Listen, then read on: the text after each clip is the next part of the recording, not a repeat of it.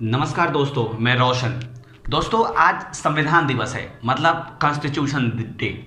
दोस्तों, आज ही के दिन 1949 में मतलब 26 नवंबर 1949 को हमारे देश के संविधान को लिखित रूप से बनाकर पूरा कर लिया गया था। और इसी बनाए हुए संविधान को आगे 26 जनवरी 1950 को मतलब 26 जनवरी 1950 को इम्प्लीमेंट किया गया या लागू किया गया। तो दोस्तों, आज चूंकि ये कॉन्स्टिट्यूशन डे है, संविधान दिवस है और पूरे देश में यह दिवस मनाया जा रहा है, विशेषकर राजनीतिक जगत में बहुत ही सरगर्मी है।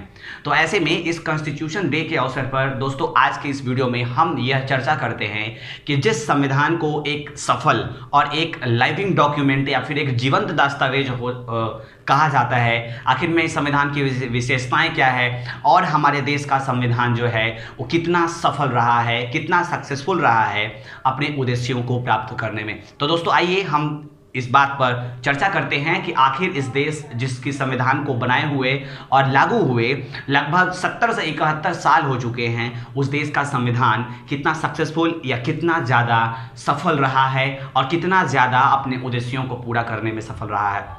दोस्तों, यदि संविधान की कुछ विशेषताओं की बात करें तो हमारे देश का जो संविधान है वो विश्व का सबसे बड़ा लिखित संविधान है, एक रिटन डॉक्यूमेंट है, जो वर्ल्ड का लार्जेस्ट कॉन्स्टिट्यूशन है हमारा संविधान।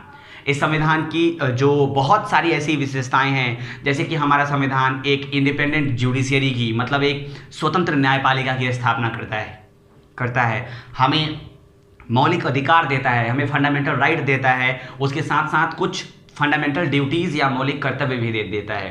इसके अलावा हमारे संविधान की एक बहुत बड़ी विशेषता यह है कि हमारा संविधान डिसेंट्रलाइजेशन ऑफ पावर या फिर शक्ति के विकेंद्रीकरण पर बल देता है। मतलब कि हमारे देश में संविधान की सर्वोच्चता है, हमारे देश में और जितनी भी शक्तियाँ हैं वो सरकार के अलग अलग ऑर्गन्स में या अंगों में और सरकार की राजनीति की तमाम अलग अलग सिस्टम में, संरचनाओं में बांट दिया गया है। इसका उद्देश्य बस एक ही था कि एक व्यक्ति के या किसी एक संस्था के डिक्टेटर या तानाशाह होने से बचाया जा सके। तो इस मामले में तो हमारा संविधान कई मायनों में हमें सफल प्रतीत होता है।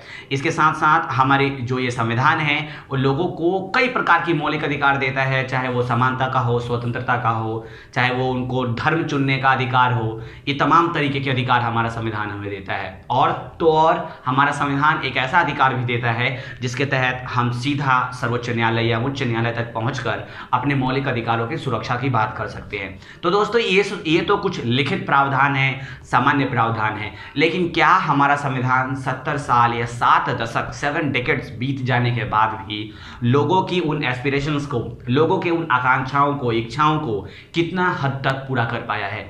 तो दोस्तों, इस मामले में यह कहने में मुझे कोई दोष नहीं, कोई अतिशयोक्ति नहीं कि यह संविधान अभी भी अपने उन उद्देश्यों को प्राप्त करने के लिए संघर्ष कर रहा है जिसे इस संविधान में लिखा गया था। चाहे वो बात समानता की हो, स्वतंत्रता की हो, या फिर इक्वलिटी या फिर फ्रीडम के साथ साथ और भी बहुत सारी चीज़ों की बात हो।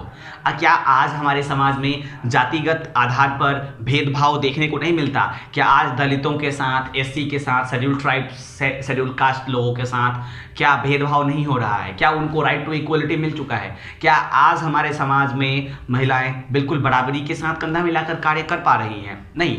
इस मामले में भले ही हम यह कह सकते हैं कि हम इसकी ओर धीरे धीरे आगे की तरफ बढ़ रहे हैं, लेकिन आज का सत्य यही है कि यह संविधान अभी भी संघर्ष कर रहा है और अपने उद्देश्यों को पूरा करने के लिए अभी इसे एक लंबी दूरी तय करनी पड़ेगी, जिसके लिए जरूरी है कि हमारी सरकार बहुत ही कर्तव्यनिष्ठता के साथ, मतलब अपनी ड्यूटी को बहुत अच्छे से समझते हुए कार्य करे। लोगों को अपनी फंडामेंटल ड्यूटीज़ को समझने की जरूरत है कि वो समाज में एकता, भाईचारा, समानता, दूसरे का सम्मान करे, दूसरे की धर्म का, परंपराओं का सम्मान करे। लेकिन इन सभी चीज़ों का हमें हमारे समाज में बहुत ज़्यादा कमी देखने को मिलता है। चाहे वो सामाजिक समानता की बात हो, चाहे वो एक दूसरे धर्म के लोगों के सम्मान की बात हो, या फिर स्त्री पुरुष के बीच समानता की बात हो, या उच्च जाति और निम्न जातियों के बीच जो ये वर्ग का विभाजन है, जाति का विभाजन है, ये है। तो दोस्तों, इन तमाम अवसरों पर अगर हम देखें तो हमारा संविधान अभी भी एक संघर्ष कर रहा है और आगे की तरफ ये हमारा संविधान बढ़ रहा है। आशा कर सकते हैं कि हमारा संविधान जरूर अपने लक्ष्यों को प्राप्त करने में सफल रहेगा,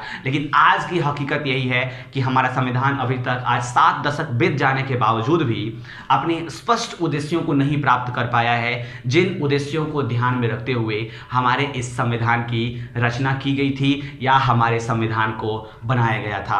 तो दोस्तों एक बार फिर आपको यह कहना चाहूंगा कि आज का यह कॉन्स्टिट्यूशन डे हम सब के लिए महत्वपूर्ण है, क्योंकि हम एक ब्रिटिश कॉलोनियल पावर के लगभग 200 सालों के उपनिवेश रहने के बाद, 200 साल तक गुलाम रहने के बाद, उससे पहले मुगलों के शासन से पहले तक भारत में प्रथम बार पूरे राष्ट्र स्तर पर लोकतंत्र की स्थापना हुई थी। इसलिए हमारा संविधान एक बहुत अच्छा डॉक्यूमेंट है, एक दस्तावेज है जिसके माध्यम से हमारी प्रशासन को चलाया जा रहा है। और इस लोकतांत्रिक देश का संविधान है, यह बहुत बड़ी बात है, जिसे कि समाज के अलग अलग वर्गों से आए हुए लोगों ने लिखा था, चाहे वो B.R. अम्बेडकर हों, चाहे वो जे.एल. नेहरू हों, राजेंद्र प्रसाद हो, J.B. कृपलानी हो, ये तमाम तरीके के लोग। हमारी संविधान में बनाने वालों में बस एक दिक्कत की बात यह है कि उस समय इनका चुनाव जो हुआ था वो इनडायरेक्टली हुआ था और फीमेल्स का पार्टिसिपेशन बहुत कम था, उनका रिप्रेजेंटेशन सिर्फ 15 ही महिलाएं थी हमारे संविधान की सभा में। तो क्या आज के उद्देश्यों को अगर हम देखें तो क्या आज हमारा संविधान इन अपनी महिला पुरुष समानता को लेकर पूरा कर पाया है? ये सभी बातें जो है वो विचार करने योग्य हैं। तो दोस्तों आप भी इस अपने देश को बढ़िया बनाने में, अच्छा बनाने में अपना कर्तव्य कीजिए, अपना योगदान कीजिए। हम भी करेंगे और समाज के सभी लोगों को यह करना चाहिए। तो दोस्तों आज के इस वीडियो में इतना ही। हम उम्मीद करते हैं कि आपको और हमारा यह कॉन्स्टिट्यूशन संविधान हमारे समाज में शांति बनाने के लिए, विकास करने के लिए उपलब्ध है और यह सतत प्रयास करता रहेगा। तो दोस्तों हम मिलते हैं अपने एक नए वीडियो में। आपको यदि यह वीडियो अच्छा लगा हो तो इस वीडियो को लाइक कीजिए, अपने दोस्तों के साथ शेयर कीजिए और मेरे इस यूट्यूब चैनल को सब्सक्राइब कीजिए। मिलते हैं नए वीडियो में, तब तक के लिए जय हिंद, नमस्कार, जय संविधान।